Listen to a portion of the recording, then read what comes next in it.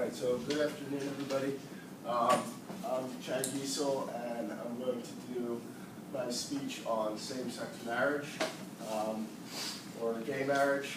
I think this is a very important topic in today's society because there's a lot of current news going on with this, and a lot of people, there just happens to be a lot more gay people, or at least openly gay people, than there were.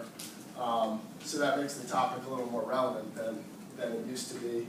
And people want, well, specifically homosexuals want like answers to things like this. So I'm for same-sex marriage. I'm for gay marriage. I don't see anything wrong with it. To start, or to just kind of go over what I'm going to go through, I'm going to do, well, basically, gay marriage, like pro-gay marriage people basically want these things, which is public acknowledgement. They want the benefits that come with marriage, and then this traditional marriage, quote unquote, between we're going to look into this traditional marriage between a male and a female, and kind of like look at the history of that a little bit. So some quick statistics. As of January 6, 2014, gay marriage was legal in 17 states, or is legal in 17 states. That they kind of go all over the place. It's not like it's all on the West Coast. There's a bunch of random states that have it. A lot of states are considering it. Massachusetts was the first state to do it in 2004, and shortly after that, they saw a decline in their divorce rate. Now, I believe there's only maybe like 2% of like the population is gay, so it's not like you can take that number and be like, oh, you know, this solved all the divorce problems, because many of those people are still heterosexual couples. So whatever went on from 2003 to 2008 was just good between all couples. New Jersey, according to the Williams Institute at UCLA Law School, they estimated that the positive impact that gay marriage or legalizing gay marriage would have in New Jersey would be 248 million over 3 years. It would create 800 new jobs, and it would bring in an additional 19 million to the government revenue per year. And then, as of April 11, 2014, 15 out of the 194 that's supposed to say countries, my fault, allow same-sex marriage. So it's not really internationally, I mean, it is internationally recognized, and actually there's quite a few of the larger countries have legalized it too. So that kind of makes things interesting, because a lot of the bigger population countries have legalized it. So first, with public acknowledgement, basically what gay couples want is they want to be able to have a marriage, they want to be able to have a ceremony, they want to be able to have the whole 9 yards or whatever, and have the normal marriage that heterosexual couples have. They want to have those privileges, and they want to be able to do those things because they see it as what makes us any different from these people. And I see it as the same way. I don't see, personally, I'm not gay, but I don't think it's fair to judge somebody else based on what they do. Like, I know, like kind of how you say everybody's weird their own way. Like, I know I'm weird my own way. Like, that's just like something they're weird at, or it's kind of like weird to me. But like, who am I to judge? So, the Human Rights Campaign Foundation said that gay couples want the right to legally marry and honor their relationship in the greatest way our society has to offer, which is a marriage and a public acknowledgement of it. So the next one is some of the benefits that married couples would get if it was recognized legally.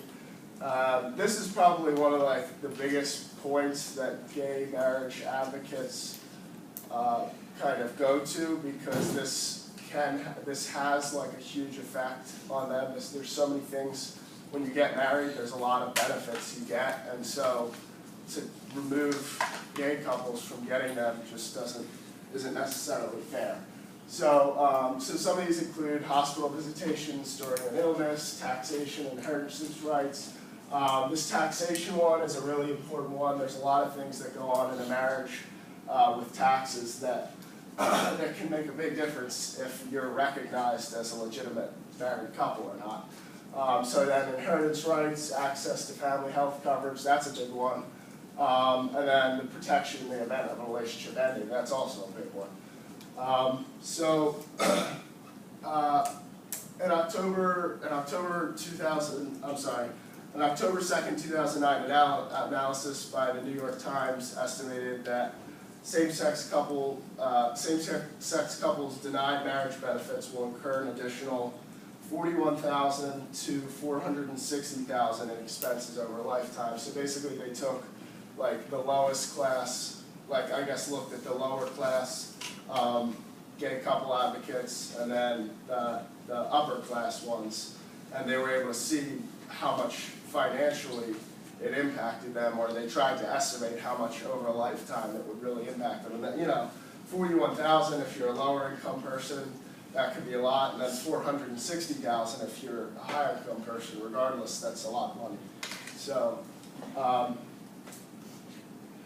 and then so the next one is looking at the traditional marriage view, and what I mean by that is just many people see marriage as just solely as heterosexual, like as a heterosexual thing. But if you look at history, there's so many examples of not just homosexuality, but stuff like this, where it's like polygamy, you know, concubines and stuff. That's all in the Bible. Not that I'm like basing any, you know, like never mind. But anyway, that's all in the Bible, and then just like prostitution. So like, people try and act like homosexuality is this gross thing where it's like, how could you, you know, do that? But I mean, is it really any different than any of this stuff? I mean, and I'm not saying these things are okay. I'm not like condoning that, but I'm saying, like, if you look at history, we've done worse things. Let's put it that way. Like in history, there have been worse things other than homosexuality. So I just don't think it's fair to judge somebody based on who they're attracted to. I just don't think it's fair to judge that. So I have a quick video to play. It's a commercial. I think it's an Australian commercial, like advocating for gay marriage. Yeah.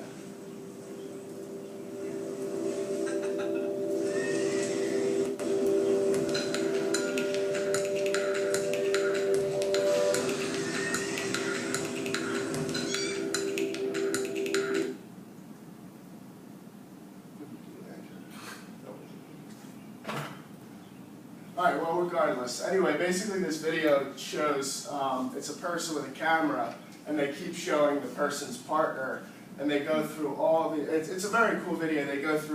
They show a bunch of like memories normal couples would have. It's like birthday parties and, you know, a wedding, and like they just go, you know, vacations, and they go through all these things in a video, and you're only seeing this, like you're seeing the guy, and it's just the other person, you don't know who it is. And then finally at the end, the one guy that like you see the whole time goes to propose, and then they like turn the camera and it's two guys. And I just think it's a cool video because it kind of just shows how, you know, you don't necessarily like need, like just because they're gay doesn't mean they like live any differently. So yeah, in conclusion, I just think it's important that we don't judge people based on who they're attracted to, and I just don't think it's fair.